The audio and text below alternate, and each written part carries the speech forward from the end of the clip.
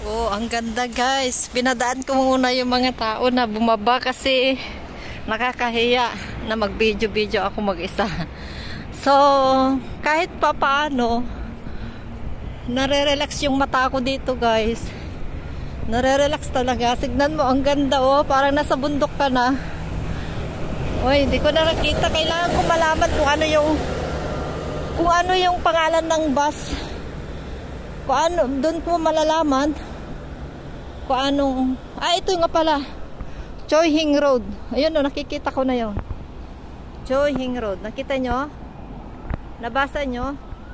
Ayan, Choi Hing Road pala ito. Packet guys, Choi Hing Road. Ayan. Oh, may hagdan pa. Hindi ngayon, natakot ako makyat dyan mag-isa. Baka may ahas. Ang ganda guys, pero sarado siya. Bawal siguro. Kasi wala namang kandado. Kaso lang, ayaw ko. Mag-isa ako. Baka pagalitan ako dyan. Baka may video. So, patayin ko muna guys kasi may dumadaan sa gilid. Iniisip ko kung hakyat ako hindi. Kasi kakapagod. Pero maganda exercise. Oh, unang dyan pa lang napagod na ako. So, di bale, magbaba, okay na.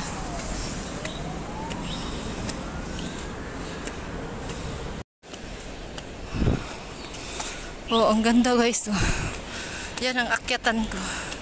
Hanggang lang ako. Diyan lang kasi gusto ko mag-picture lang sa baba. Yung makikita sa baba. Dito guys. Oh, kita mo? Ang ganda ng view.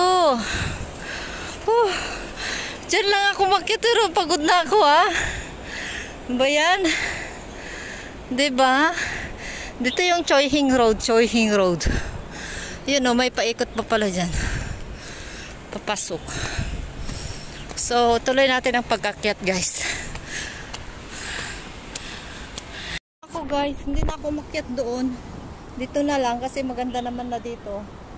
Dito lang naman ang gusto ko, yung tumanaw sa baba. Na madami kang natatanaw pag nasa taas ka. Naya ako makipagkaibigan doon. Oh. Tumingin yun kanina yung babae. Kabayan sabi ko, pero hindi niya narinig. Kasi mahina naman yung ano ko. Boses ko. Ayun no. Meron pala dyan sa patas o paakyat. Oh, ang ganda oh. Building din yan. Ganyan yung mga tirahan nila dito guys. Mga tirahan ng mga Chinese. Diba? Ang taas. Paakyat sila. Buti na lang sa amin hindi pa gaano maakyat. Ayun sa amin. Yun, kulay red. Nakikita ko na. So, ang ganda guys. Wait muna. Picture muna tayo. Patayin ko muna.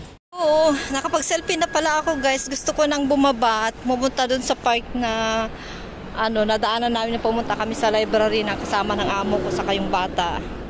Yung library ng Hong Kong o ng Kowloon City kasi doon sila nanghihiram ng mga library.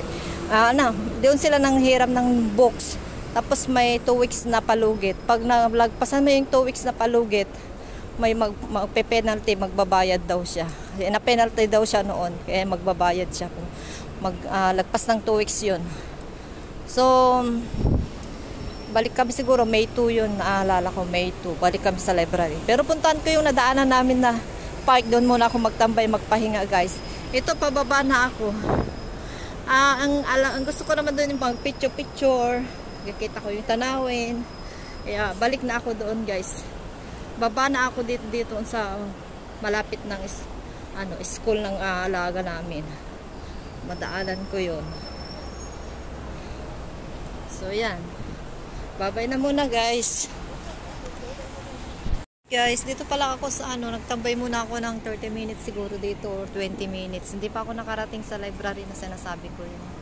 Dadaanan ko yung mga park doon na pagtambay. Kasarap naman kasi ng hangin dito. Napagod ako. Bale, nag-post. Ginawa ko munang nag-post sa Facebook ng mga picture ko at nag-delete yung mga iba.